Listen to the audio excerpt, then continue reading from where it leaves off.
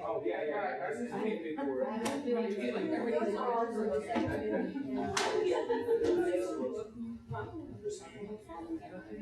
Well, thank you all for coming. My name is Smeltzer. I'm a member of the advisory group and moderating the session today. It's a panel, and it's on the Ohio Family Violence Prevention Project, using family violence data for planning, evaluation, and education. And we're really fortunate to have four wonderful speakers here today.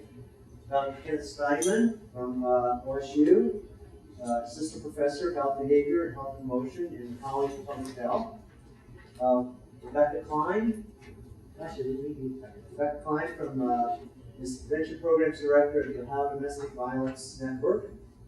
Greg Kapcar is the Assistant Legislative Director for Public Children's Services Association of Ohio.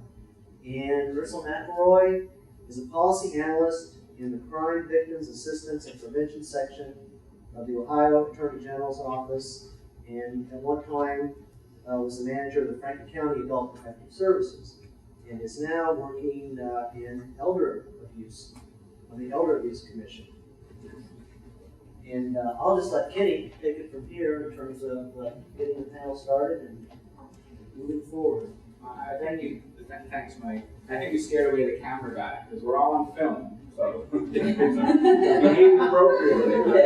But I'm glad. Thank you for being flexible in terms of going. So I'm really excited for this to be more conversational rather than just didactic.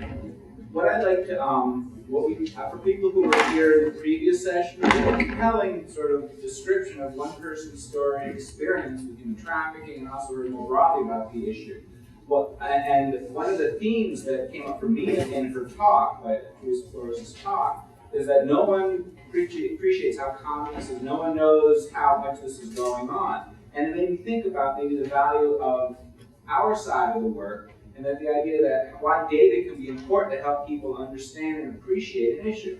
And it really comes down to a fundamental sort of bumper sticker slogan. If you don't count it, it doesn't count.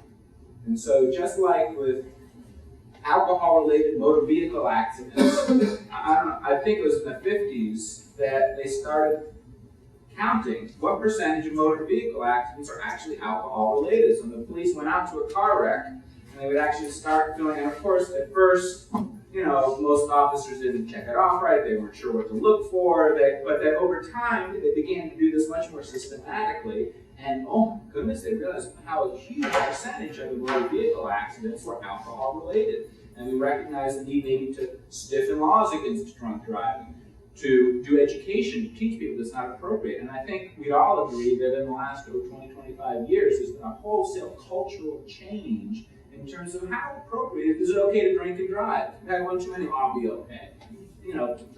By and large, that's really no longer the case. And literally, we save thousands upon thousands of lives in this country because, as a culture, we changed what it meant to actually, that it's so culturally appropriate to drink and drive. But that took decades. Now let's think about how that applies to family violence. Imagine if we could begin to do a better job of counting child maltreatment, elder abuse, intimate partner violence. And oh my goodness, we see how common it is. And oh my goodness, we see what consequences it is. And oh my goodness, we see that, wow, maybe 10 things we can do in terms of policy, in terms of prevention, we can actually use to change this. That's why I think how family violence data in general can really be useful, both for supporting advocacy, but also for planning and evaluation. I put education instead of advocacy because technically I'm a researcher. I don't do advocacy, that's up to you all, or some of you all to do, but that I recognize the value of it, but that I also have to be clear about as a researcher, my role is to be credible. So look at the data as rigorously as possible and say, this is what we can say, this is what we can't. And as you know, you can torture data until it confesses, and you lie with statistics every which way comes Sunday, but that I can't do that, honestly, and maintain my credibility. So I'll say what I can say, and I'll also say what I can't, and that, but that I leave and recognize that hopefully in that process, that's going to be useful. So, I'm gonna stand up just so I can do this, otherwise I get to see you. Feel free to stand up as well. So, anyways, what we're going to talk about the next hour, I'm going to give a brief outline about, in general, family violence data, and then I'll give one example from SACWS. People familiar with SACWS?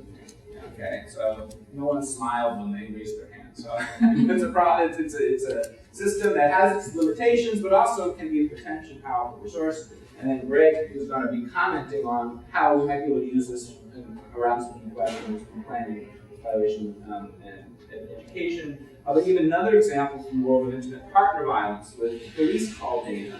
And then lastly, about adult protective service reports, how we're collecting those, what trends are we seeing, what patterns are we seeing, and Ursel and McElroy is going to comment on that. And so looking at different aspects of family violence, different examples from data, we'll have a chance then to talk about what broad themes can we come out of this. So that's where we're headed for the next, now 15 minutes or so.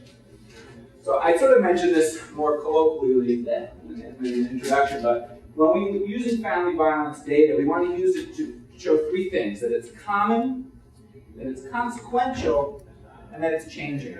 And so when we talk about how common is family violence, there's different ways we can try to get at that. We can do surveys, which we ask people, have you ever, been hit, pushed, kicked, or slapped by a partner? You can look at that lifetime, you can look at that in terms of the last year. You can also look, and this is what we're doing mostly for the purposes here, case reports about there's a small number of cases that actually come to the attention of authorities. And that's most of that's all the examples we're going to be looking at today. And again, there's limitations, it's an incomplete measure of the problem, but if you look at multiple sources of data, maybe you can begin to make some understanding of the issue. How consequential? We can also think of issues that are very common, but they're not very consequential. I think with family violence, we're finding more and more that that there are tremendous consequences. Certainly, there's been a huge amount of research over the last 20 years about the consequences of being abused or neglected as a child. And now we have it's very profound effects. Increasingly, in the area of intimate partner violence, and currently with elder abuse, very, very small amount of research, and we can talk about the reasons why that's difficult. When we talk about how consequential it is, we're thinking about its association with it being the type of family violence, with other outcomes, illness, injury, disability, death, and also in terms of the economic costs associated with the outcome. How changeable? There's some issues that are common and that are consequential that are really tough to change. And it's not a black or white, yes, we can change it, no, we can't, but rather how easy it is to change. So, for instance, global warming. There's a lot of literature in the show that will have to look on how it affects human populations around the world. It's going to be common, really consequential. It's going to be darn difficult for any of us in Ohio or in the US to change alone. So imagine that some of these issues are more easy to change than others.